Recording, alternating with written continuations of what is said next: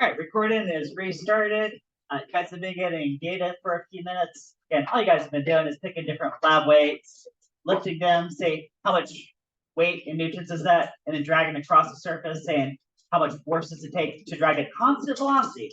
A constant velocity is key so that it's in equilibrium, so that the spring scale reading matches the friction. So it effectively tells you what the friction force is, right? So I'm going to sort of make up some numbers that are somewhat realistic. You might not exactly match yours, but here's something like this. So maybe this little guy took like 0.15 newtons of force to drag it. Maybe this guy took 0.30 newtons. The 2 Newton weight, maybe you had to pull with like 0.7 newtons. Maybe this guy's like 1.5 newtons, and this guy's like 3.0 newtons. So something like that, for example. Right? Okay. Walk around. Looks like you guys have. Okay, it looks approximately like that. Right, now zoom in here. Right, now this third column, I told you to go ahead and take the ratio of those. And you guys see why you'd be taking the ratio, right? If you're thinking ahead a step. Well, if you're looking for a coefficient of friction, which is friction force divided by normal force, you guys see that's equivalent to the pulling force divided by the weight, right? For this particular setup, right? Pulling horizontally on a flat surface at constant velocity, right? So for that particular setup, let's see what this would be.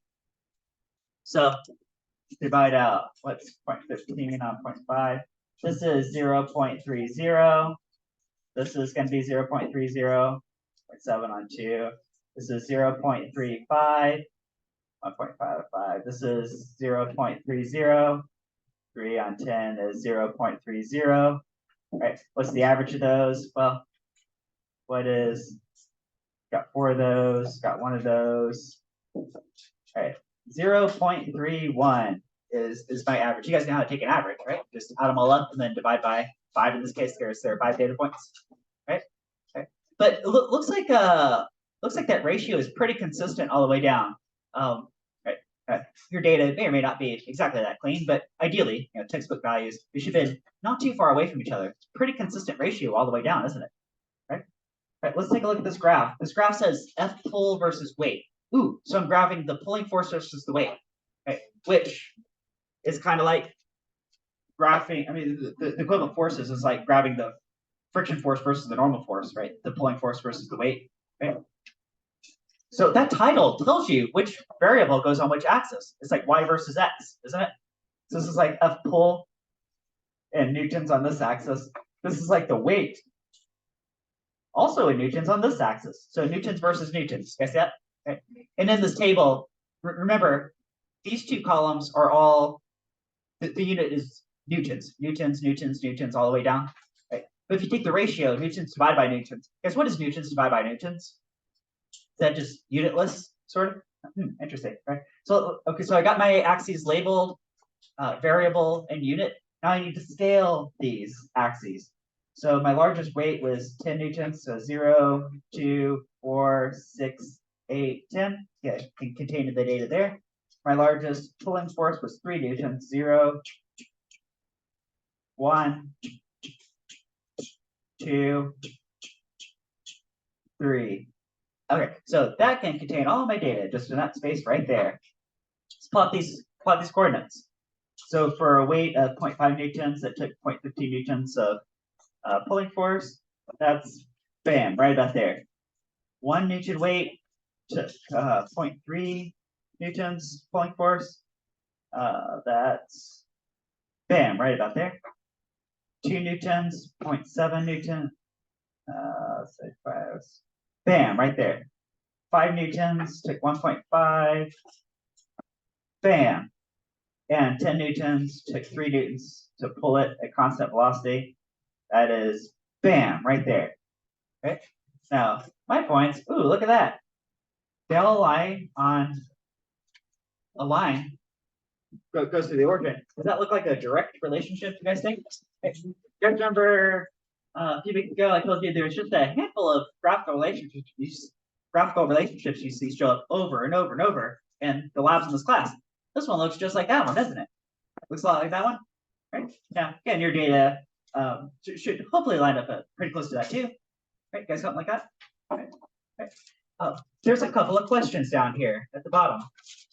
Questions go, can you write an equation for that line, right? Does that look like y equals mx? Do you guys think it looks like y equals mx, where the m I'm talking about it would be the slope, right? Is that right? Oh, guys, what is the slope of my line? What is the slope of my line? It's like 0.31, right? 0.31, right? And that is a unitless value because it's like newtons per newton, right? If I got newtons here and I got newtons here, rise over run is just unitless, right? It could be newtons per newton, right? So come up with an equation here. The pulling force, hey, that's like my y value. So y equals something in terms of x. Right? I started it out for you. I started the equation for you. It's like y equals, except let's call it F pull. Right? Could that be for me 0.31 times the weight? Right? And in physics, because this is a physics formula, you guys know physics formulas, physics expressions have predictive power. So the idea is, what if I picked a different weight that's none of these five? Right? Maybe it's somewhere in the middle, or maybe it's like really large weight. Right? And I asked, how much force would it take to pull at a constant velocity across? It's supposed to be like the same type surfaces, same materials, blah, blah, blah. If you say, oh, well, all I have to do is either interpolate if it's a middle weight here, or extrapolate if it's like a really big weight way out here, right? It's going to lie somewhere. It's going to lie somewhere on the straight line. So I can predict really accurately how much pulling force is going to be. That's what you can do with physics, right? You see, like astronomers have solar eclipses predicted out like many years to come because how motion works there, right? Equations have predictive power, right? So what does mu represent? Right. Well, mu in this case is the slope of this line. Right. This is I guess mu sub k because kinetic friction we're talking about. Right? So you could call it the coefficient of friction in a general physics sense. You could say it's the slope of the above line, right? Because constant slope line, that graph, right? That would also be true. Both those answers would be true, right? Those are both good answers, right? Is that true? Right. So there you go, right? So it's kind of like this green box just rearranged, right? Could you guys say friction force is equal to coefficient of friction times normal force, right? That's exactly how AP lists it on the AP equations. Look at the AP equations, right? It's the fifth equation listed. Let me zoom in. You guys can see this, right? So we got the three kinematic formulas, three amigos right here. Here's Newton's second law of motion. And right here's friction force is coefficient of friction times the normal force, right? Right there. They have net equality, also field static friction, but if it's kinetic friction, you can just say equals. Okay, are we good? You guys good? All right. So let's switch over to the second half of this lab, which is a little bit more involved conceptually. It's going to involve this incline. So let's switch over to the incline. All right, you guys ready for the incline? All right. So this is going to involve that protractor. Did I lose my protractor? I brought this big guy. Right. Just for a visual for my video, guys got protractor right here, right? So this poster's hanging from a ceiling right there. You guys can see it. You guys have access to it, right? This is a block in equilibrium on an incline. Now, equilibrium could be one of two things. It might be at rest, or it might be sliding down at constant velocity. If it's at rest, we're talking about static friction. If it's sliding down at constant velocity, that could be kinetic friction, couldn't it? Okay? And it turns out that you can, if you know what this angle is that results in it sliding at constant velocity, that's all you need to determine what coefficient of friction there is between these two material surfaces, right? Like if you know one, it goes hand in hand with what the other would be. Right? So I want to lead you guys down the road of thinking like how you could figure that out. Right? And then right before I show you exactly the full answer, get you guys going to the lab part. Right? Okay. There are three forces on that block, right? The weight pulling straight down. But then what I told you guys to do is to introduce a Cartesian system that was oriented parallel to the surface, right, this plane, right? In which case you want to break that weight into components. Say, well, that weight is partially pushing and part into the block and partially making the block try to slide along, right? The second force on the block is the normal force, right, which is, of course, normal to the surface. That's what normal means, perpendicular, right? And the third force is friction. And you know there's friction if it's sliding at constant velocity, because if there was no friction, it would just be accelerating, right? Okay, so you guys see those three forces, bam, bam, bam, right? And maybe the weight you want to break into components like that. Okay. Reminder that the normal force will decrease as a function of an increasing angle. You guys see that angle theta increasing left to right and that normal force is getting smaller, smaller, smaller. Right? Here's specifically that relationship. It's like a cosine relationship with the weight. You guys remember that? Right. That's just kind of a side thought, but don't get it, because remember, friction force is proportional to normal force. So I guess the friction force could be getting smaller, smaller, smaller too, right? All right, now this is not what we're doing today. This is really kind of a side thought here. But what if there was zero friction? Obviously, there's not zero friction. That would be counter to what you guys are trying to figure out today. Right? Notice I've taken away the friction force. I don't see any friction force. There's only two forces on that block. It's weight and the normal force. Now, you guys have done a lab that involves this. You guys remember those hot wheel cars? Right, zipping down. Right? They were accelerating, but it wasn't at the full rate of gravity. It was like free fall slowed down. Right? But they were definitely accelerating. We were getting like x versus t squared like lined up, for example. Right? So this probably approximates really well, like models really well what was going on with their Hot Wheels cars, something like that, where there was a net force, and the net force is the sine component of the weight, as long as you're playing off this reference angle right here. Okay? You guys see how the cosine component cancels out with the normal force, right? So it's not accelerating into our other block; it's only sliding parallel to the surface. Mg sine theta, you guys see that is the net force. So when you pop that in to Newton's second law of motion, right?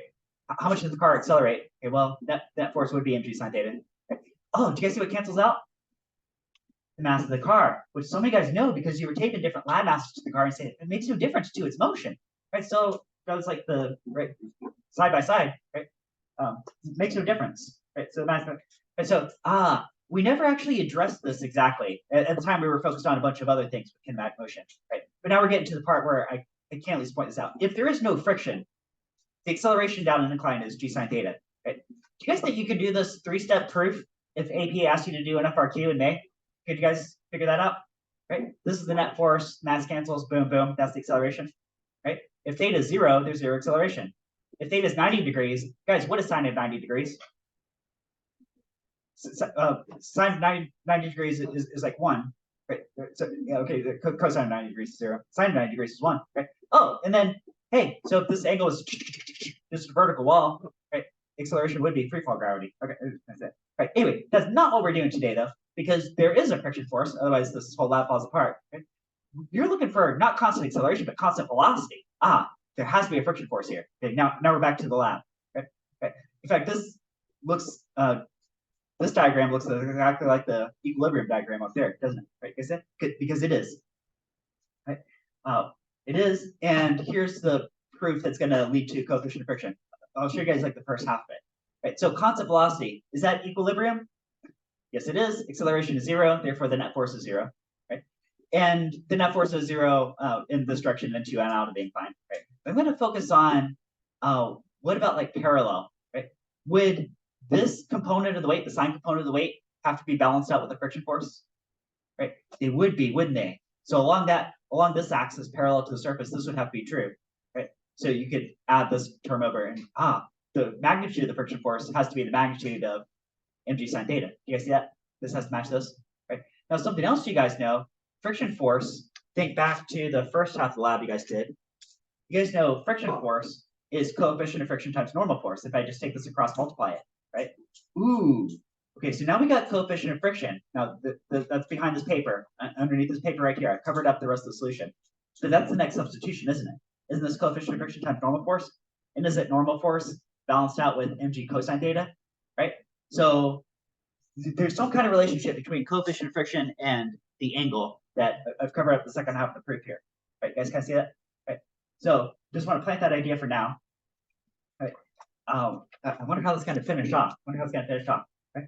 So let's zoom in on this right here. Okay. So choose different weights. I might just pick the same weights that we already got. Right? I can just copy paste right here. Let's go. I know I got this weight, I got this weight, I got this weight, I got this weight, and I got this weight. Each of those are in newtons, right? Newtons is embedded right there. Those are all newtons weight, right? Right. How many degrees does it take? What's the angle that it will begin sliding? Okay. So in this setup here, so you put the weight on the desk. Right? You can tip the desk up. I'll show you guys off camera. I'll model it for you guys, and then. For the first few degrees, it's just going to stay stuck in place because of the static friction. But at some point, it's going to break the friction. Now, you're not interested in exactly the angle it breaks the friction. You're interested in the angle that slides down constant velocity, which is two slightly different angles. It's really hard to distinguish the difference, but technically you're interested in like sliding at constant velocity, right? So you get the kinetic friction versus the static friction, or kinetic friction, right? Right. On my paper, suppose it's like this angle right here. You guys see, you can pop this right here, align this, and then it sweeps out to, oh, it looks about 26 degrees just on my paper, about 26 degrees. So you're 26 degree angle, right? You guys see something like that? Right, you guys get the idea? And so let me go ahead and stop the video again, give you guys a couple minutes to collect your data, and then bring this back here. So.